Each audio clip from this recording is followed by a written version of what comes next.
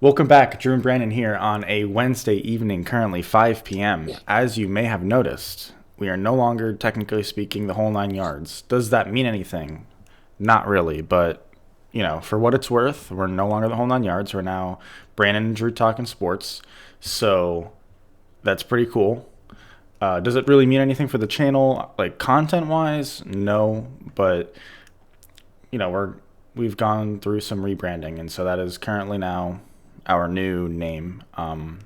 With that being said, I will say go feel free to check out all the social medias. Feel free to check out the new channel now. It's no longer the Whole 9 Yards Clips channel, so check that out. Link will be in the description. Content wise, it's going to be the same type of stuff that you've been used to. So the podcast, the new Clips channel now it'll kind of have some new content, I guess. It's not going to be something crazy, but it will try to put out, more and different types of content on there. But for today, just going to be recap the divisional round.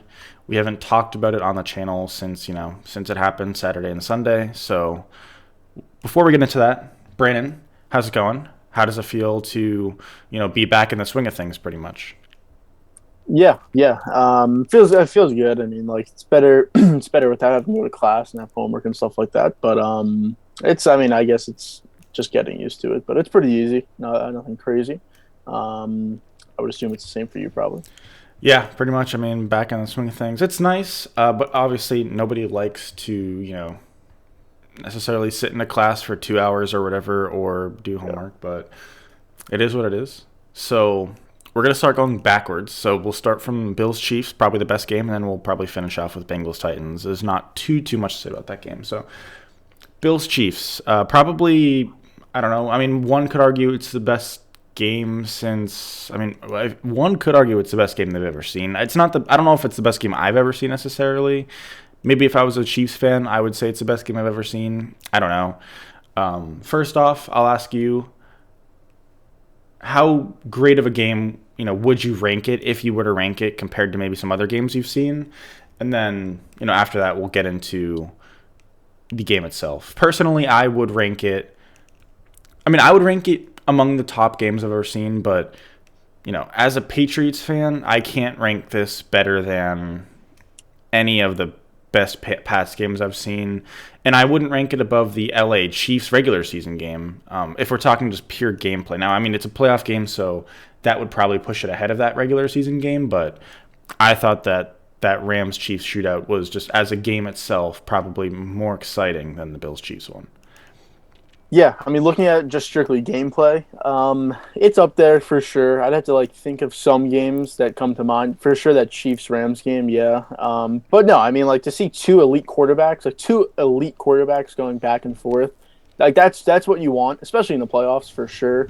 Because like I say, in the playoffs you need an elite quarterback unless everything else on your team is perfect. But to see two quarterbacks like this going back and forth. It was just amazing to see, to be honest. Like I said, I'm a big Josh Allen guy. He did nothing to underestimate any of the points I've ever made about him. He, if anything, succeeded those points and made it look even better to why he is a top five quarterback in this league. But I mean, just yeah, it was for sure one of the top games I've seen. And obviously in the playoffs, it does make it a little bit better. Like I said, I wish this was an AFC Championship game. Like I said, one of these two teams was going to the Super Bowl, and I still believe that. But this should have been the AFC Championship game, and if anything, I mean, it could have been the Super Bowl. I believe these were the two best teams in the playoffs, to be honest. If you have to blame one person, and you have to keep it at one, you can't blame more than one, who are you blaming on the Bills? I mean, I think it has to come down to Leslie Frazier, right? The defensive coordinator, that would be. You can't blame Allen. I don't think you could blame McDermott, and we'll probably talk about it. But the decision to kick it out of the end zone or squib it, I honestly agreed with kicking it out of the end zone because you can still fair catch a squib or whatever. We'll talk about it, but the defense, 13 seconds, no timeouts, and you let them get 50 yards. I mean, that's strictly on your defensive coordinator. There's no one else to look at the blame other than that. You had the lead with 13 seconds left to move on to the AFC Championship game, and with a pretty not an easy opponent, but an easier opponent than the one you were just playing. and you blew it. I mean, I look at strictly at the defensive coordinator there. Okay, so for this, if I could blame more than one person, Leslie Frazier would be on he would probably be number two, or he'd at least be top five. But if I can only blame one person, I have to pick one person. To me, it is Sean McDermott. I probably would have squibbed it, either a squib or kind of like a pooch kick that kind of, hangs at the 7 yard line. And if you want to fair catch it at the 7 yard line, or somewhere between kickers can't kick it exactly to the 5 or 7 yard line or whatever. But if you want to fair catch it anywhere in between, the 15 and the 1 yard line, go for it. We would kind of win there. But I probably squib it or pooch kick it. I just, to me, I think you want to take time off the clock and not give them the ball at the 25. So you kind of have to give them a choice. You can either have the ball between the 15 and the 1 yard line, or you can try to advance it and hopefully get it to as far as you can get it. But you're gonna have to run at least 3 seconds off the clock, probably 4, maybe more. I don't know, but if that's the case, let's say you squib it and they get it at, we'll call the 35 with 9 seconds left. I mean, I'm not saying Harrison Butker still doesn't get that kick, but it's probably a longer field goal. If not, you don't get that field goal at all, because they did kick it with 3 seconds on the clock. And if that play happened to run more than 3, which I think is probably a coin flip, it would probably have run off anywhere between 2 to 4, depending on just how it works out, but probably closer to 3 or 4, then I don't think Harrison Butker really gets as good of a look as he did in the way it played out. And yeah, I also don't think those the way they played that at all was good at all. I don't think it's hard to play a good prevent defense. I don't. And for some reason, over the course of this divisional weekend, it was much harder for some teams than others, namely the Bills and the Buccaneers. I don't know. I don't know what to tell you. Like, it's not that hard. You don't need to send all-out blitzes, and you don't need to I don't know. I don't really know what to say about that. And I think for that, you would blame Leslie Frazier for sure. But, I mean, we're talking like 3 or 4. We're talking 3 plays pretty much. So, I think Sean McDermott can for sure should and can have a role in that. Now, a head coach has to delegate responsibilities over the course of a whole game, so he can't just hold a magnifying glass over the defensive play calling the entire game. But can he hold a magnifying glass and be with Leslie Frazier and talk about what they're gonna do for a prevent situation with 13 seconds left in the clock when you just scored the touchdown to go ahead and hopefully essentially go to the Super Bowl? I mean, yeah, I think he should have a role in that. And not to mention, that should be something you've practiced in practice and should be confident, you should be confident in what your play calls are going to be for that situation. And I don't know exactly how it worked on the sideline, but Sean McDermott should have a role in what was called in those prevent situations, at least to me. So if I'm only blaming one person, I blame McDermott. Yeah, no, I mean, well, 2 things. One, you can for sure blame McDermott, but the first play that they called, the one to Tyreek, that's just a good play call. Like, you can't, like, if you're in a prevent defense or whatever, like, that's just a 2-yard pass with blockers in front and you have Tyreek Hill. Like, I don't think you could do anything about that, but it's for sure the second play call with Kelsey. I guess it was a really good formation on offense. They had 3 guys on the right side, Kelsey on the left side, but you had, like, everyone to the right side. You had, I think, 1 guy on the left side with like 2 guys in the middle. Like, you left it wide open for Kelsey. Like, that's on defense. Maybe it's maybe the players messed up. I don't know. But I'm gonna look at the defensive coordinator, and the way I compare it is, the way I look at it, honestly, and that is like, no matter what happened the rest of the game, and I compare it to baseball. Like, no matter what happened for the first 8 innings or 9 innings, when you get to the bottom of the 9th, you're up 1 run. You have your closer in. Like, who are you going to blame if the closer blows that game? Are you going to blame the manager if he brought his closer in with a 1-run lead, or are you going to blame the closer? I look at Leslie Frazier as the closer in this situation because obviously football is 11 guys, not 1 guy.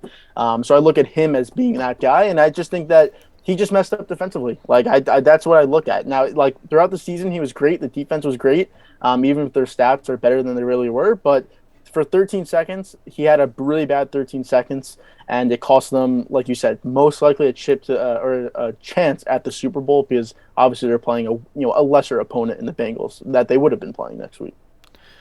Yeah, I mean, I can see that. The only thing is like to me, if you're the head coach and Sean McDermott is a defensive guy, he's a defensive-minded head coach. In that situation, I don't see how I couldn't blame McDermott. Let's flip it around. Let's say not necessarily 13 seconds because you wouldn't blame an offense for not being able to score a field goal in 13 seconds. But let's say you got a minute. Let's say you have a minute, maybe like a timeout or two, and we're talking about Shanahan as the OC, or I don't know, maybe just an offensive-minded coach who's maybe not the play caller, but the OC is the play caller, and they just have a string of just bad play calls. Like, who are you going to blame there? I mean, yeah, you would throw blame on the offensive coordinator, but you would also blame the offensive-minded head coach because at the end of the day, you're still, you're the highest-ranking offensive mind on that staff, and you may not be the play caller, but that doesn't mean that over the course of a whole game, you shouldn't, or that you're not butting in, play, some plays. And the closer you get to the fourth quarter, in my opinion, the more and more the head coach should probably be involved in the play calling. I mean, I can say for sure that, the closer and closer to the fourth quarter on the Patriots, Belichick definitely gets more involved on the defensive side. Whereas, in the first and second quarter, I mean, I don't know. It's a lot of, if he's delegating the play calling responsibility to his defensive coordinator, he's more just, he's more like, overseeing it. He's not really getting in there himself. Whereas, closer to the fourth, I think the head coach should be more involved. But anyways, yeah. I think those two guys for sure should take the vast majority of the blame for choking this game away. Yeah, but not looking at blame, looking at just great play from quarterbacks, Josh Allen, Patrick Mahomes. I said before this game, again, I picked the Bills, you picked the Chiefs, but I said I was going to pick the Bills because I said Josh Allen is going to win this game more than Patrick Mahomes is going to win this game for the Chiefs. I don't, I won't say that technically happened because Mahomes played just as well, but I mean, Allen played as well as you possibly could against a Patrick Mahomes team to win a game than I think you ever could have ever imagined, to be honest. I mean, 27 to 37, 330 yards, 4 touchdowns, 68 yards on the ground. Like, he played a perfect game, and it still wasn't enough to beat Mahomes and the Chiefs. So I don't know if that's a testament to just how really great they are, and like maybe in a couple years or 10 plus years, like we'll look back and just realize how great they were, or if like it's just like what else could Allen have done there? Because like I said, I love Allen, and it was just like just for him to lose that game. And people are gonna look at reputation and legacy, like you couldn't beat Mahomes 2 years in a row, but like if you look back at this game and you were there to watch that game, like that there was nothing else he could have done in order to win that game. He did everything that he possibly could to win that game. So, I mean, yeah, in general, I would agree. I'm not placing any percent of if I'm dishing out blame on a percentage scale, he's getting 0%. I will also say he did not play a perfect game. 27 for 37 is not perfect. I mean, I mean, you're taking that literally. I mean, you can't. Well, you said he played a perfect game, so I'm just I telling you mean, he didn't. you could, but you're taking that so literally. I mean, like obviously he didn't play a perfect game. His quarterback rating was 136, but I mean, like, could he have played a better game against a top Yeah, defense and technically, on yes, the he could road? have played a better game. Yeah. All right, then that's just ridiculous that you're saying that because if No, you actually I'm mean just, that, I'm if you just, I'm actually just. mean that though, no, but if you actually mean it though, then that's just ridiculous. That's a ridiculous take then because how could he play better? I mean, he outplayed Mahomes technically. Mahomes' rating was 123. I mean, I would say they both played in. I don't know. I think they both played near perfect. But I'm just saying, and I'm not saying I blame Allen. I'm just saying he technically didn't play a perfect game. But yeah, I mean, Allen proved me wrong for sure, and proved any Allen hater wrong with this game. I think there's no doubt about it that he has cemented himself as at least a top five quarterback, if not maybe top three. I mean, I don't know. Would you rank him above Wilson now? I mean, I think a lot of people would. I mean, with I Wilson mean, probably I having think a I couple would. down years and Allen now having two back-to-back pretty good years, I think I still go Wilson. And that's definitely a hot take right now, but for me, I'm still too scared of Josh Allen's inconsistencies. Did they show up in this game? Not really, but there are still moments where Josh Allen scares me a little bit. So I think I'd go Wilson. But yeah, I mean, there's no doubt about it. Allen has cemented himself into that tier one of quarterbacks with Mahomes, Brady, Rodgers. I still throw Wilson in there and then Allen. I think that's your tier one. unless I'm missing when out about somebody obvious. But when Brady and Rodgers retire, which could, I don't know, even be this year, next year, whenever it could be, I think Allen is the second best quarterback in the league. Because those guys are going to be above him because the experience, the legacy, the talent, still obviously, all that together, they're still ahead of him. But when those guys retire, or maybe Rodgers has a downfall in play if he goes to another team or whatever, I believe Allen is the second best quarterback, unless a Burrow or a Herbert or even a Deshaun Watson potentially were to come back and like, keep playing at an elite level. But right now, minus Rodgers, Brady, he's the second best quarterback in the league, in my opinion. And I do feel that most people would agree with that if you were to take Rodgers and Brady out of the equation.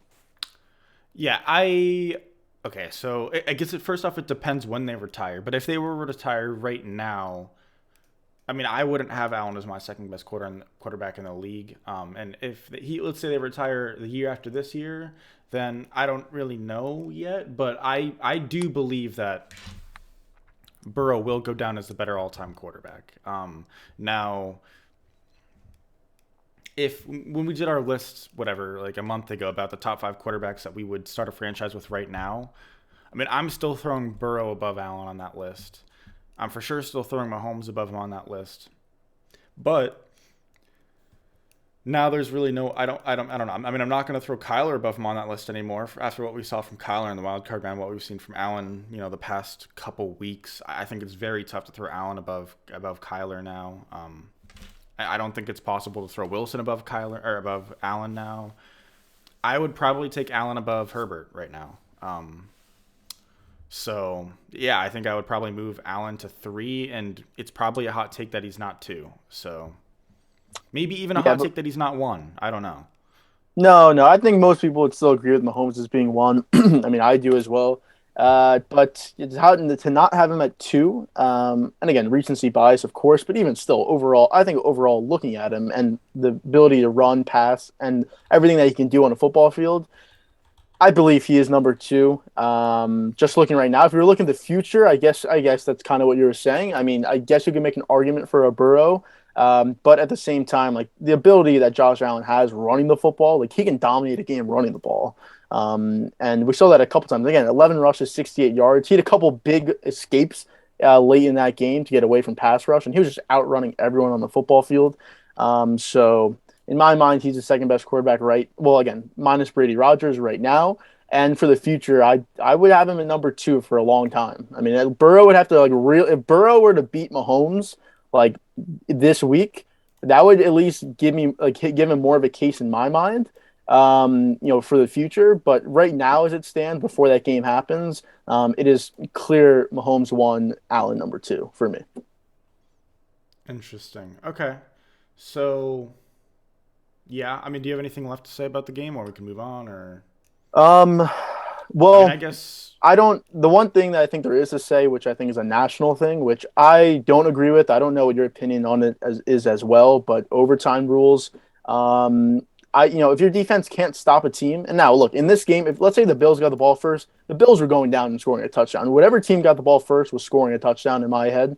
But I don't agree that you should get the ball back. Like if they score a touchdown, you should get the ball back. You could play a quarter if you want to play a quarter. You could do that or do some type of college rules, OT rules. But the people saying that Allen should have got a chance to get the ball back, I don't agree with that. If your defense can't stop them from going, 80 yards, 75 yards, then I mean that's like defense is a part of the game. It's not all offense. Your defense has to make stops at some point in the game, right? So I believe you would agree with me, at least on that. Maybe changing it to a quarter, but at least getting the ball back though.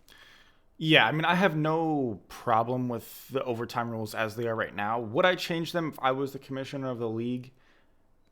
I mean, I don't think it's a big problem with the league, but yeah, I think I'd change them. I think it could be more interesting and more fun. I think and this was Bill's idea a few years ago, which is 10-minute quarter, just a 10-minute quarter, and you just play it out.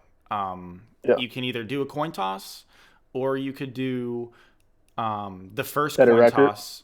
The Oh, first coin okay. toss determines who gets the ball. So you could either have that as if you win the coin toss and you get the ball, or you could do it as if you receive in the first half, then you receive in overtime, which I think would make it interesting because now pretty much 95 to 99% of teams defer at the start of games. If it was if you'd receive in the first quarter, you receive in overtime, then if they change it to that, then I think that changes it drastically. And I think most teams would probably start receiving the ball because, yeah, you may prefer to defer at the start, but I mean, if the game goes into overtime, you need the ball first, especially if you were to keep it at what it is right now, which is touchdown, you win the game. Even if you don't keep it at that and it's a 10-minute quarter, then I still think you want the ball first because you can legitimately have like, a 6-minute plus drive, and then you kind of can, manipulate the clock into the point where you're getting the ball first and then you're getting it third, and that third possession is the last possession.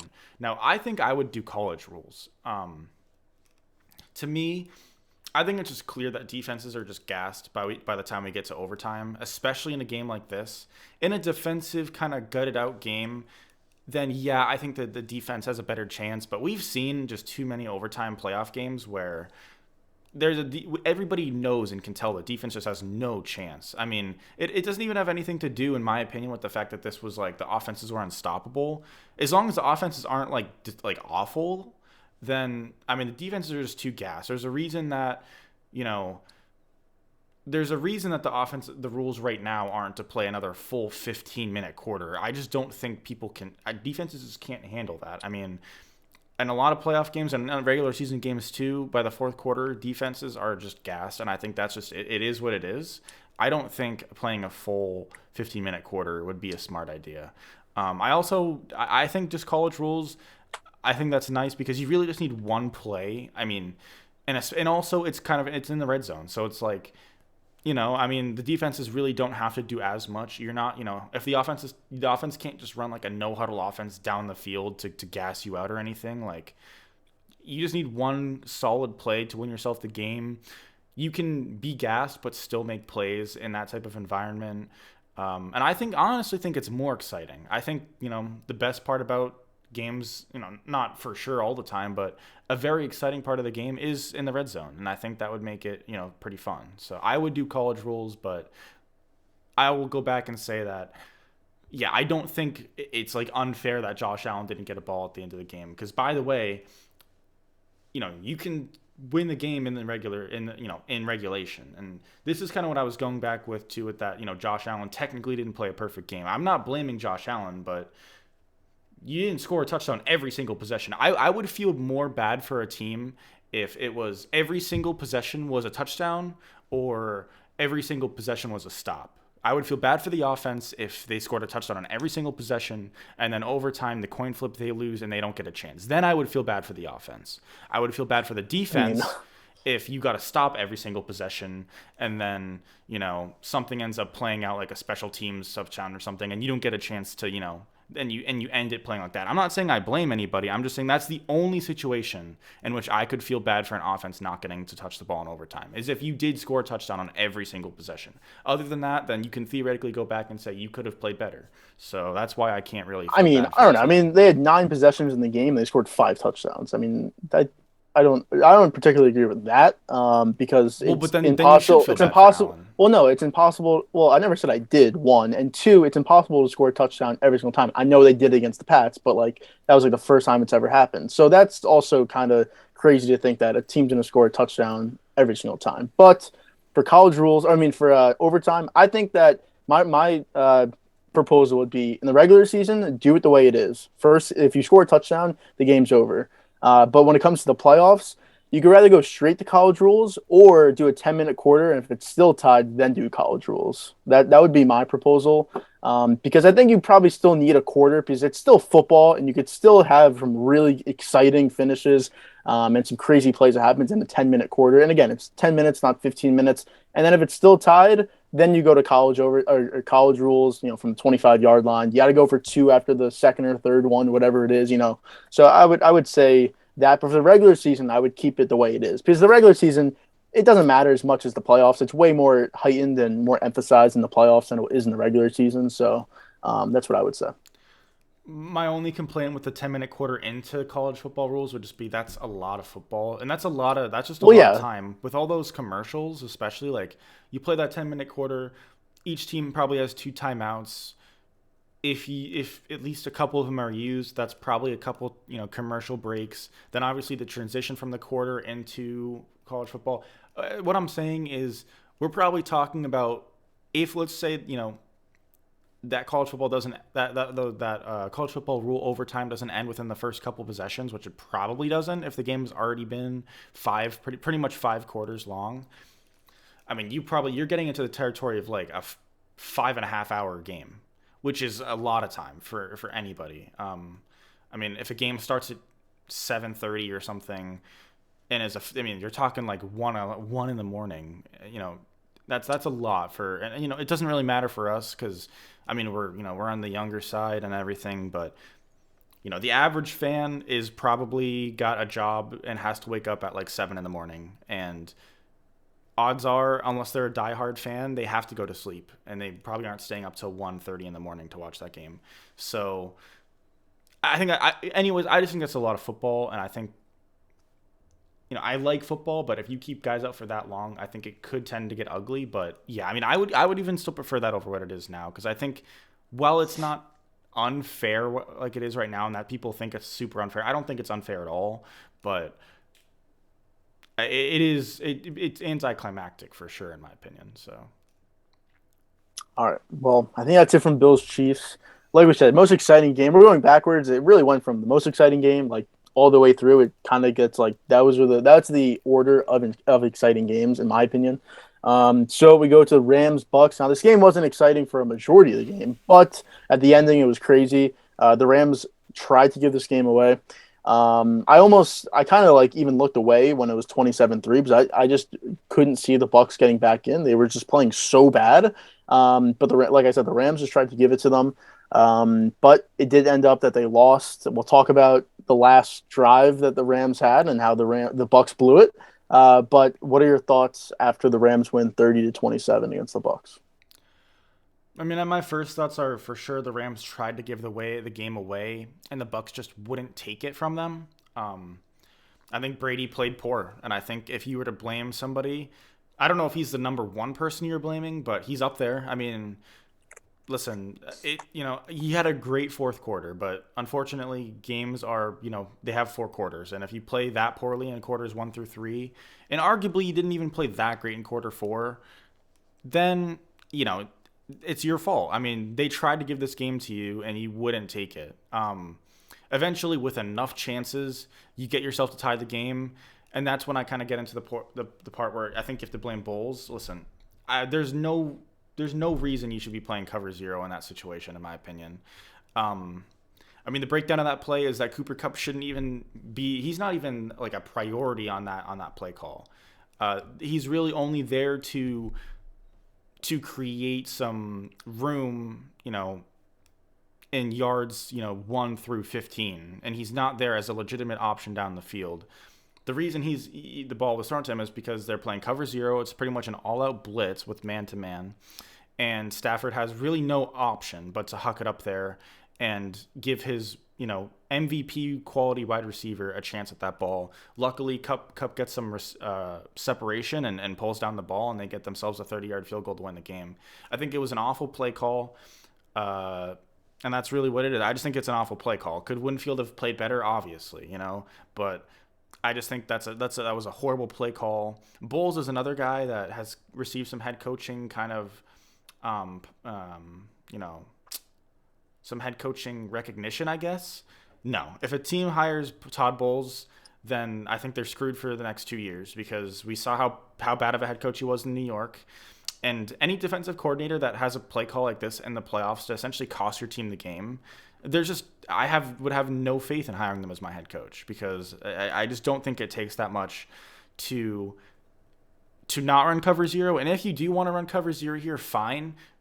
Well, can we practice it enough to the point where you're not gonna, have Kupp open by that much? To me, it did not make sense at all. And I think, listen, I don't want to stick too much on it because it is one play, and the reality is of a football game is there is probably 150 plays in the game that you could have played better, and to blame somebody just for one play I think is kind of rough. But I mean, it's so egregious because I mean, at least for me, I would have much preferred to see the Buccaneers in the conference championship.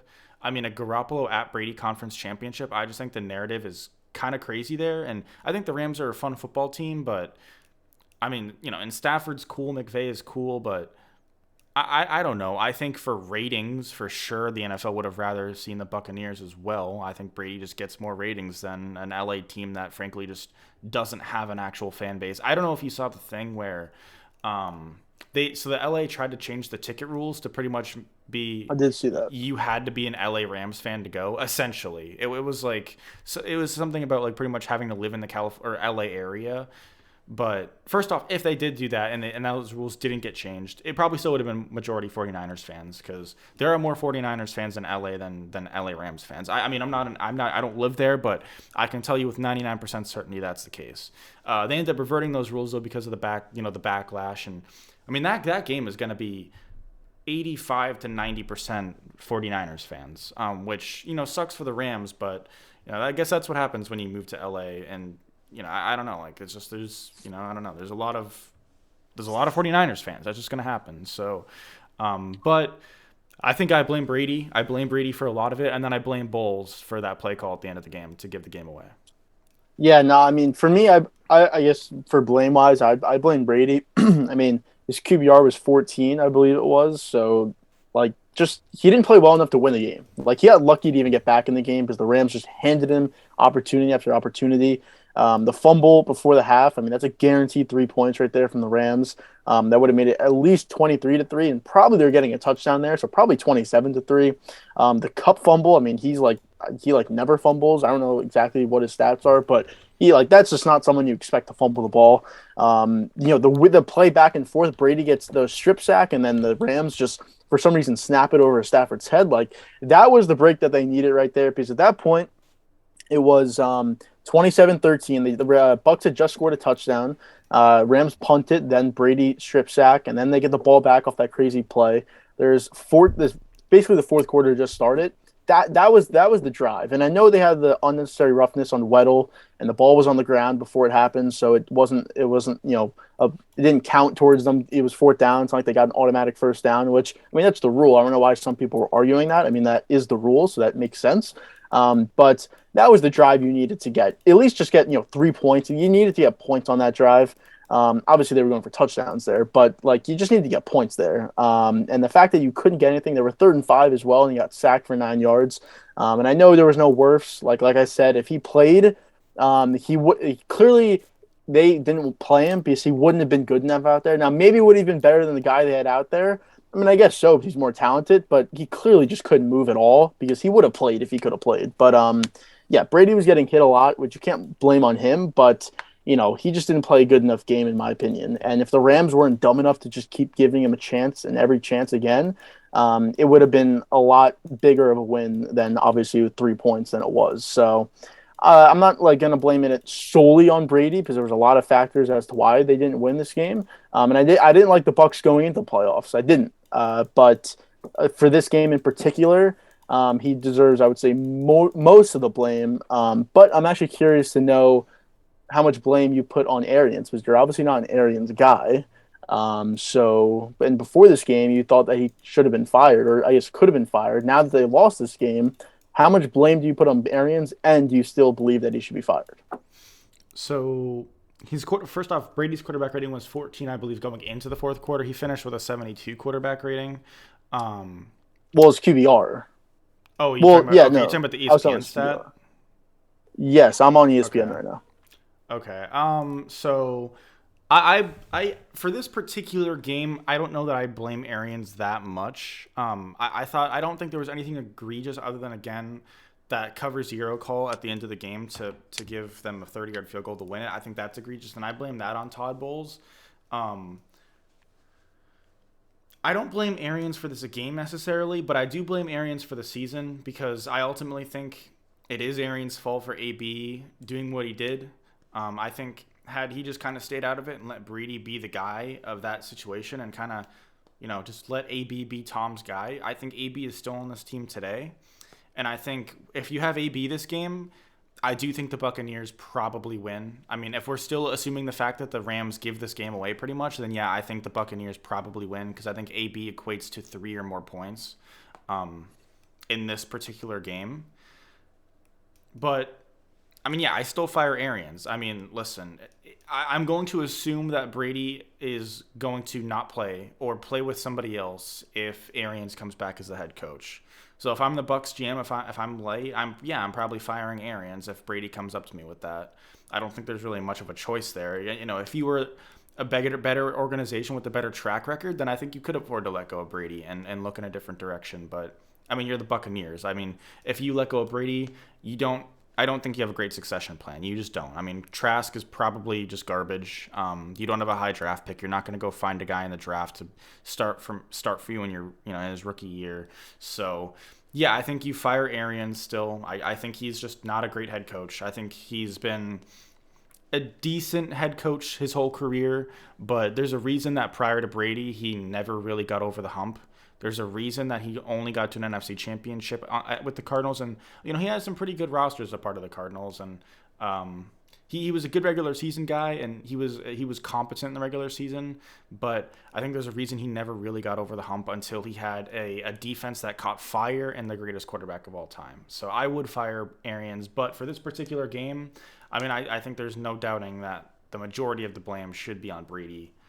So Yeah, and also like we talked about the last episode, I guess it was. If he were to get fired, who would replace him? The reports from today seem that Byron Leftwich it's between him and the Colts defensive coordinator for the Jacksonville job, and it seems like they're leaning toward Leftwich. So let's just assume they hire him.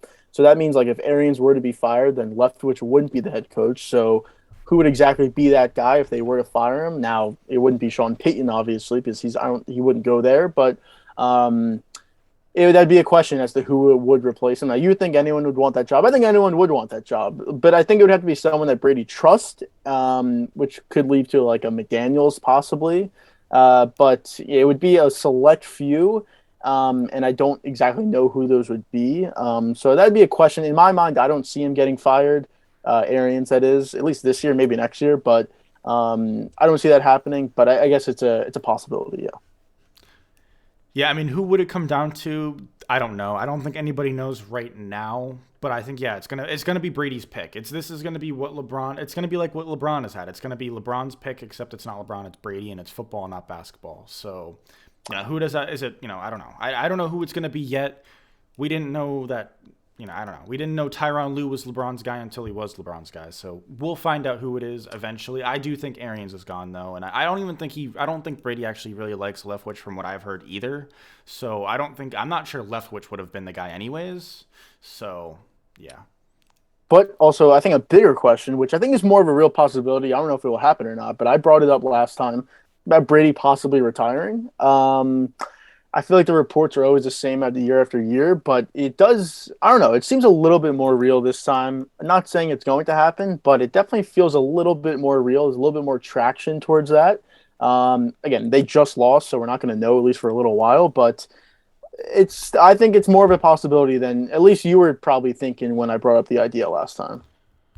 So, I mean, my take on it, I think this is what I said last time, is this is the first year where Brady has to like legitimately think about it, but no, I don't think he's going to retire. And I put the percentage that he would retire this year at 1 to 5%.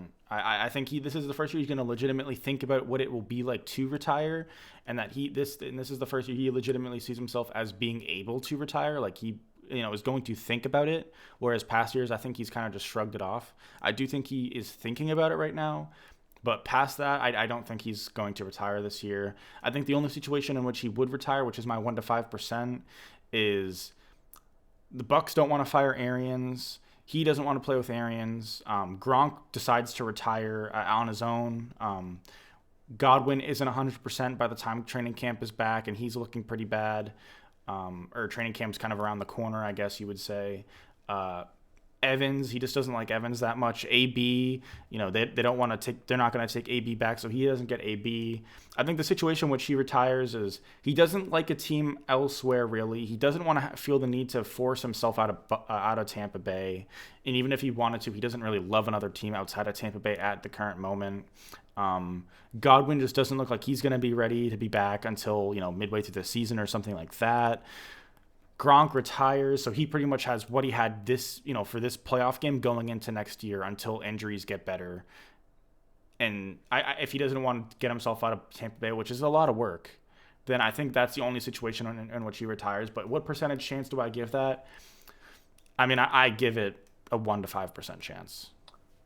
Yeah, you did say I think you said if he retired, then you would dress up as like a clown, right? I That did what say you that, said? I think. Yeah. Okay. So Well, I guess we'll see. Just want to remind that just in case, if it does happen, obviously. But it's not. I'm He's not assuming that's retiring. He's not well. I retiring. guess we don't know. But I guess that's it from that game. So next game, Packers Niners, the other NFC game. You picked Niners, I picked Packers. I said it was gonna be close, but the Packers. I mean, they disappointed me. Rodgers deserves now. In my mind, I think he deserves all the blame. I think people are going to say the special teams and that the blocked field goal and the blocked punt for a touchdown. But you know what? The blocked punt, you had 4 minutes left on the clock and you had the ball. That's on you. You're Aaron Rodgers. I thought you were supposed to waste clock. You're supposed to be the guy at the end of the game you want the ball with.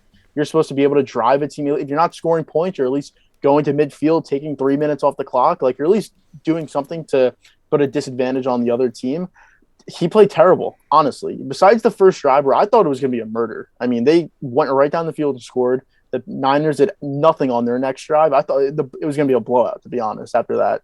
And the fact that they literally couldn't even score after that, and they got 3 more points, but like he was just terrible, honestly. And like you look at his numbers, 20, 29, like I don't look at his stats and be like, okay, he did a good game. He had a 19 QBR, that's on ESPN, 92 quarterback rating, which the average is 100, so that's below average.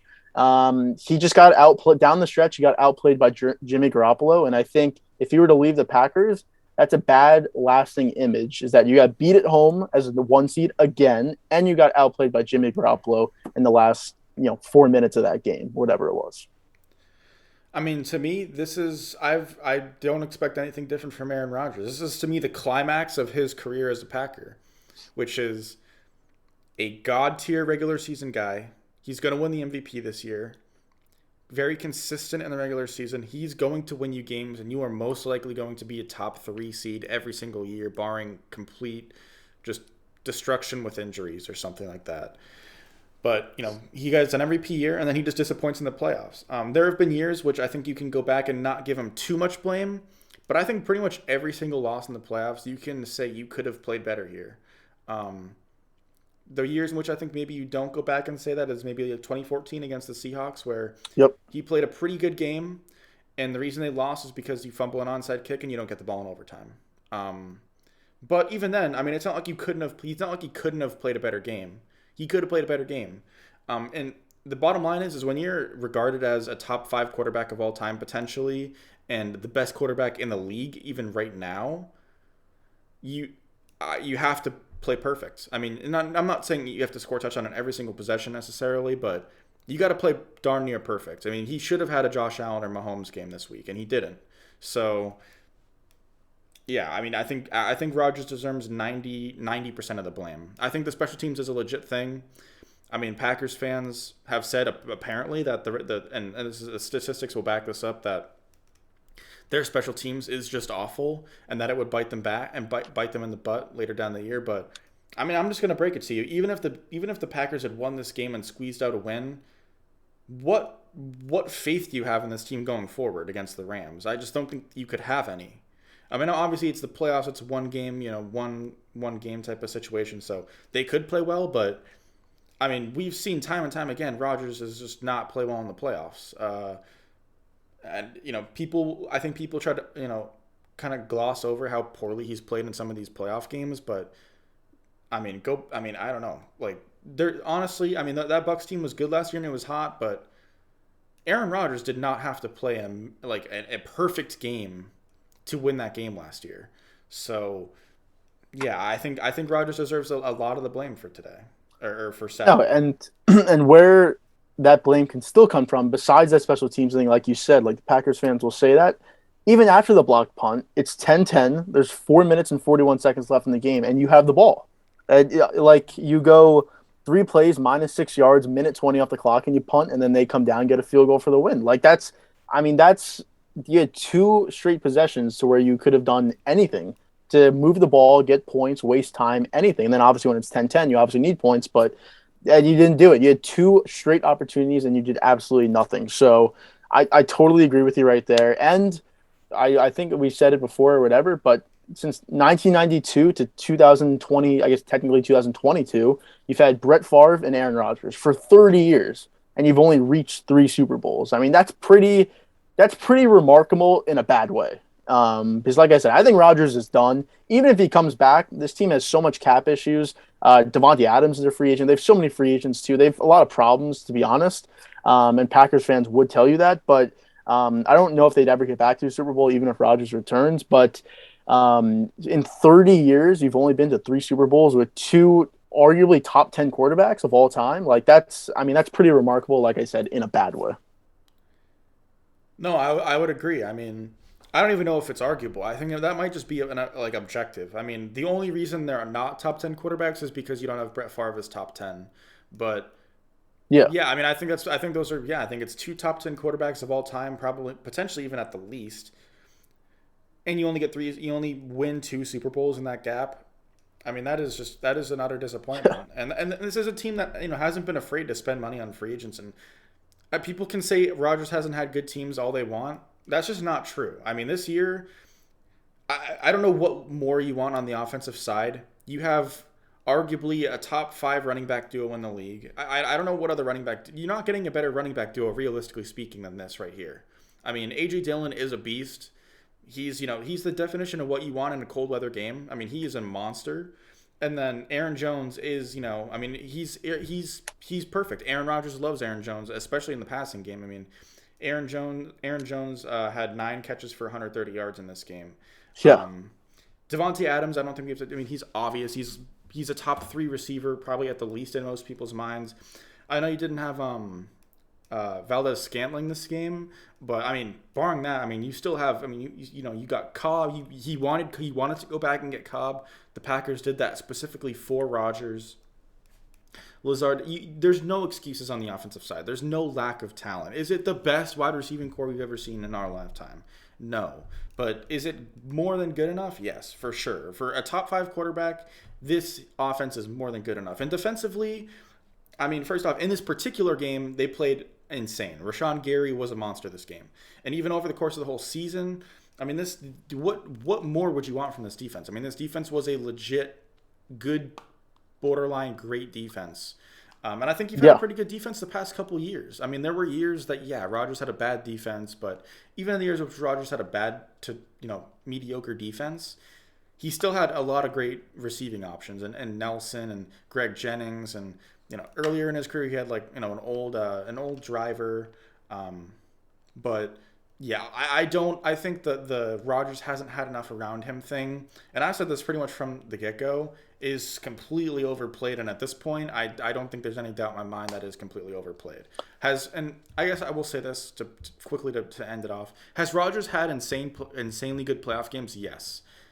But on average, he's underachieved in the playoffs. He's underperformed in the playoffs.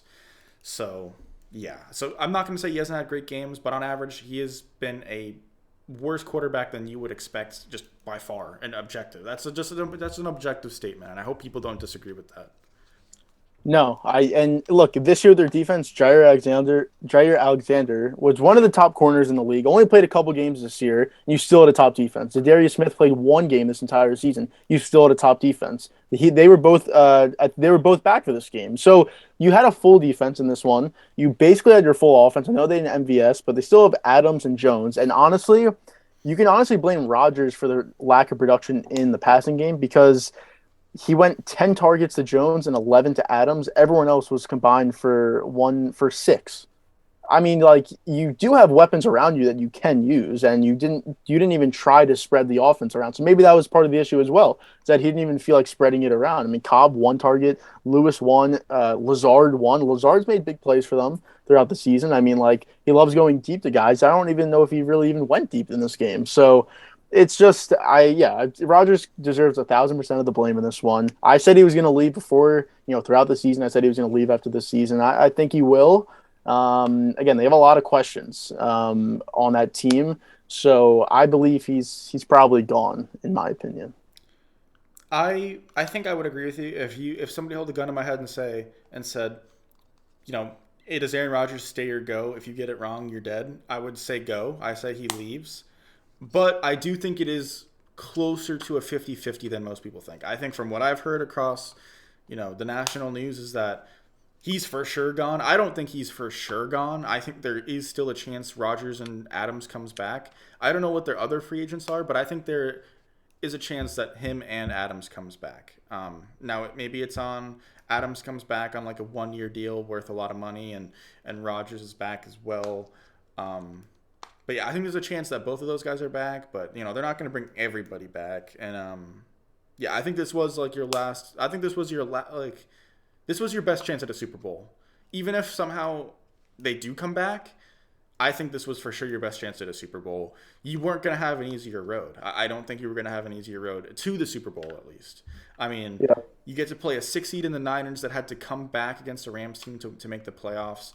And then, this Rams team is good if you were to play them, but I mean, they're not an all-timer. This is not an all-time Rams team or anything. This is not the greatest show on turf. This is not Tom Brady you have to play against. This is not this. It's probably worse than last year's Bucks team, I would assume. Considering the Bucks team got hot last year for sure. So yeah, I think this was their last shot. I think even if Aaron Rodgers goes to a different team, I'm not picking Aaron Rodgers to win the Super Bowl, no matter how good his team is. I'm just not doing it. I would Yeah, rather and go down just being wrong than pick a guy who just since 2011 has not been able to put 3 consecutive good playoff games together. Yeah, and just quickly on their free agents, Lazard, Valdez-Scantling, Adams, and Robert Tunyon, who he didn't have for a lot of this year, obviously, but still, that shouldn't have affected their offense. Obviously, in one particular game, it shouldn't have because you played basically the entire season without him. But yeah, I mean, that's literally their entire receiving core because Cobb's not going to come back. Even if he does, he's not an impactful player anyways. So that makes your entire receiving core. Like, is he gonna want to come back even if like two out of the three come back or whatever, So yeah, I think right now he's probably gone. But again, I guess we'll see. But I think he's probably gone. But I think that's it from this game. Rams move on. Rams play the Rams, like we said in the NFC Championship. Definitely unexpected. Obviously Garoppolo, but we'll move to the last game, the first game of the weekend, but the last game we'll talk about. Bengals Titans. I mean, just classic Titans. We both picked Classic Bengals. Tannehill. Classic Yeah, we both. Tannehill. I mean, we both picked Bengals for a reason, and I mean, I know I said it just like and I know you agreed with it, but Tannehill was the worst quarterback in out of the 8 that were left, and it just proved to be right because you read. I mean, he 3 interceptions, just awful interceptions, and in a game where you get Henry back, he wasn't great, but he's impactful. You have to know that he's there. Like a defense knows that Henry's in the backfield whenever he's out there. That has to play to your advantage. The defense played as best as it really could. 9 sacks. I mean, the Bengals' offensive line is terrible, but 9 sacks. I mean, Burrow had no time in the pocket at all. Any play that he made was a great play because he had zero time, and he still had a pretty good game. But and the pick wasn't even really his fault, to be honest. But you couldn't have asked more from the defensive line, and you couldn't have asked to. You had to score more than 19 points to win this game. It's just, I mean, what do the Titans do for the future? Because Tannehill cannot be the answer. He isn't the answer, but contractually, he is the answer technically for this team, which is a problem. Yeah, I mean, I think Tannehill is a part of the problem with this Titans team. There's a reason that I'm just not with Tannehill at the helm. I'm never gonna pick the Titans to make a Super Bowl. Can Tannehill put 1 or 2 good games together? Yes, but can Tannehill put together an Allen or Mahomes or Rodgers or Brady type game? First off, no. Can he even put together 3 consecutive good games? I don't think he can. So, yeah, I'm never gonna pick the Titans to make the Super Bowl or to win the Super Bowl. That is. I think listen, I think the Titans have questions in the offseason. I think it revolves around Tannehill. I don't think he should be the quarterback to come back next year. And should somebody say that solely based off this game? In my opinion, no. But I'm not even saying it solely based off this game. I'm saying it based off his body of work. And I think so for some reason people regarded Tannehill as a top 10 quarterback at times. Like when he was really getting all the hype, some people said he's as high as like number 9 or number 8. No. He's to me at best like the 13th best quarterback in the league. He's just not good. And I think it is what it is. So yeah, I would try to look to move on from Tannehill. Now, I'm not saying, maybe he's a backup or maybe, I don't know. I would try to find a solution somewhere. Even if it's maybe drafting a quarterback and he sits for a year and you have to deal with Tannehill for one more year, but then you can move off of him. Find some sort of succession plan. You should not go into next year just assuming that Tannehill is going to somehow make another jump. Because he, first off, was a bust being traded to the Titans and then made a jump to not be a bust, essentially. And now you can't expect him to make another jump on top of that. So yeah, I would look to move on from Tannehill. It's unfortunate because I think that Titans team was kind of fun. It was a really exciting defense, and I think Vrabel is an exciting coach. I think they should have probably played Foreman more in that game. Was Henry good? I thought he was okay. But he was clearly not himself, and I think you should have probably ran Foreman a little bit more. But yeah, I mean the better quarterback advances in this situation. I think in most playoff games that's pretty much going to be the case. I mean, I think in this divisional round, I think I would make the argument the quarterback who just played the better game won the game. I mean, Burrow played the better game than Tannehill. Garoppolo, albeit was not a good game, played a better game in my opinion than Rodgers. Stafford played a better game than Brady. And Mahomes, listen, did he play an objectively a better game than Allen? Not really, but if you want to split hairs, then yeah, I think you could make the argument that Mahomes played a slightly better game than Allen. And the one I can't agree with nor disagree with is the Garoppolo one because he was awful for a majority of that game. Just when it came down to the clutch throws and the needed to throws, like yeah, he made those throws, so you can give him credit for that, obviously. And Rodgers didn't. But yeah, I mean, for a majority of that game, he was terrible. I mean, he was trying to lose that game for them, and he just got lucky that the defense stepped up and Rodgers just couldn't make any throws that he normally I don't disagree, but I still think Garoppolo played better than Rodgers. I mean, I just think. Yeah, no, I won't agree with it or disagree with it, but I guess I'll just be right in the middle, I guess. But yeah, no. What was I gonna say? I can't remember. But the succession plan for next year. Yeah, if the Titans don't have at least a plan for next year, that's an organizational failure for them. But yeah, Tannehill, I do believe is going to be back there, but I would agree they need someone at all next year. But for the Bengals side, I'll try and keep this a little bit quick. But yeah, I mean Burrow, like I kind of said earlier, like if he can win this next game against the Chiefs in Kansas City, like I mean that's going to prove a lot, like a lot. To win 3 straight playoff games, to beat Mahomes in an AFC Championship game, when again your team really wasn't even expected to make the playoffs going into the season, like that's really impressive. It's definitely gonna open my mind up more to Burrow. It's definitely open, but it'll open up more. But yeah, I mean, again, they had the easiest schedule out of any team. You go against the Raiders and the Titans. But it's still super impressive. And this offensive line's going to have to get better for next game, though. That's the only way they'll lose this game. Not the only way, but probably the biggest reason they won't win next week is because their offensive line won't be able to hold up against the Chiefs. Chris Jones is probably going to have a monster day. As we saw, Jeffrey Simmons, who plays DT for the Titans, had 3 sacks. Chris Jones is a better player than him, and I assume that he's probably going to have 2 or 3 sacks. So, is Chris Jones a better player than Jeffrey Simmons? I mean, in general, yes. He is. Did he have a better year than Jeffrey Simmons? I don't think. I mean, he didn't have a better year because he was injured, but I don't know. Chris Jones is the better player. It's nothing against Simmons. It's just Chris Jones is the better player. He's the more dominant player. I don't know. I mean, I think Simmons had a pretty dominant year. I mean, he's an all-pro. He did have a good year. But, I mean, Jones, I mean, I don't know. He had 9 sacks, and he only played in he played that was from that. He played 14 games, and he had 9 sacks. Simmons played every game, and he had 8.5 sacks. So, I mean, okay. I don't know that sacks is the stat to determine who's a better player or not. I'm not saying there is necessarily a stat.